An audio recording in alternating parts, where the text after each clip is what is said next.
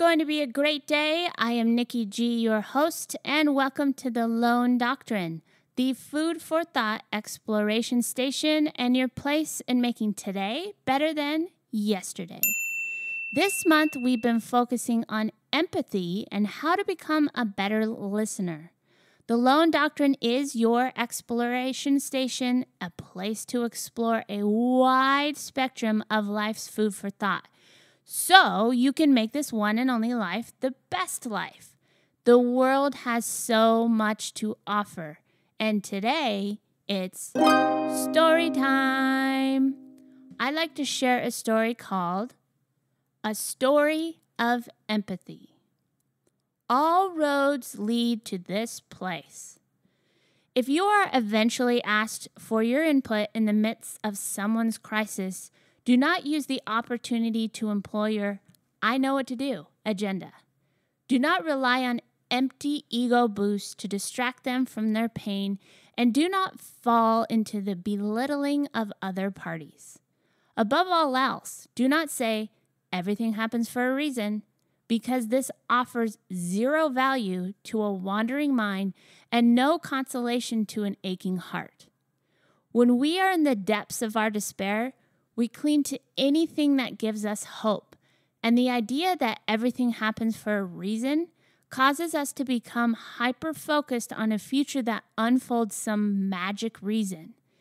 In this state of mind, we yearn for immediate validation of our trauma, and in doing so, we become so obsessed with witnessing our reason that we ignore our greatest truth, that we don't need a reason, that life is still happening all around us. Moving forward in life is an eventual process. We must allow that process and enable it in others with compassion, no matter how long it may take. We must understand that we are in no position to even begin understanding the lessons others will learn, nor can we lessen their pain along the way. But we can listen without being instructors. We can empathize without being saviors. You see, as an empathetic soul, you feel the struggle of others, but you also feel sympathy and want to help ease their lives. This response, however, tends to be based on ego more than anything. Sympathy and empathy are not the same. The idea that we must respond with our own diagnosis, that we are enlightened enough to correct someone's journey, misses the point of empathy. The day I discovered this, I felt like I finally understood people. I learned what empathy truly is. Empathy is not hurting for others and offering advice for which a thanks is due, but something much more challenging. It is being present for what someone wants to express in the midst of melancholy. Empathy is knowing the emotions that overcome all people in distress. And empathy is allowing them to express their reality, void of judgment, inquiry, or interruption.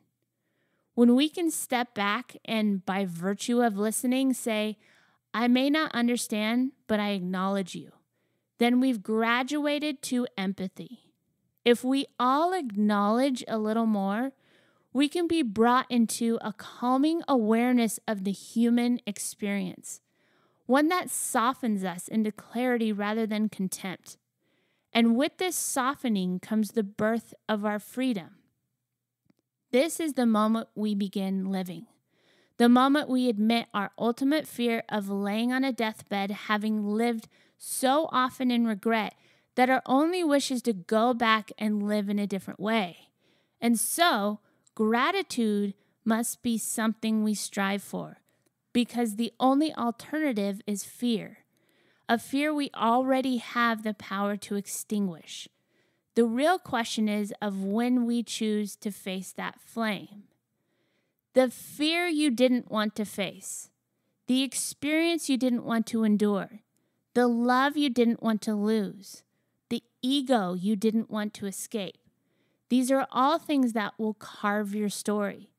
The stake that drives you to the ground today is the launch pad that catapults you to the moon tomorrow. So when you offer advice on what others should have done, please remember, their experiences too are leading them on a journey of courage, far more valuable than the moment you perceive. What better way to exhibit this essence than to meet life with gratitude? Surely we walk different paths, but all roads, it seems, lead to this place. I'll meet you there.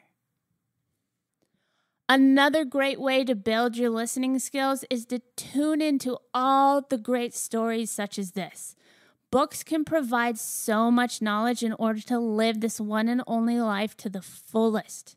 This is your exploration station, but we invite you to explore more. Books are an amazing way to make today better than yesterday. Now, you might be thinking, who has time to read? As a Lone Doctrine listener, you can get a free trial to Audibles. Audibles through Amazon is in part our sponsor and provides thousands of books at the tip of your finger. You can access so much food for thought through your computer, tablet, and even your smartphone. Now, truth be told, Audibles is awesome. I'm always on the go. It's always with me, and it constantly creates an environment where I can keep learning, thriving, and most importantly, keep my mind on the right track. I can listen on a walk, in the car, exercising, even traveling. I highly recommend checking it out. Just go to lonedoctrine.com, and in the resource section, you can sign up for a free trial. It's super easy, and you can cancel at any time, and it's a very, very dependable company. And the great thing is when you do sign up, you're not only adding this ultimate resource to your betterment, but you're also helping the Lone Doctrine stay on air. So visit lonedoctrine.com, and in the resource section, make your day better than yesterday. Empathy seems simple in concept, but somehow as we get older, it becomes more difficult to achieve. Life is much simpler when we can strip away the division, the disconnect, and simply see each other as we are, fellow human beings. Until next time, keep fighting the good fight.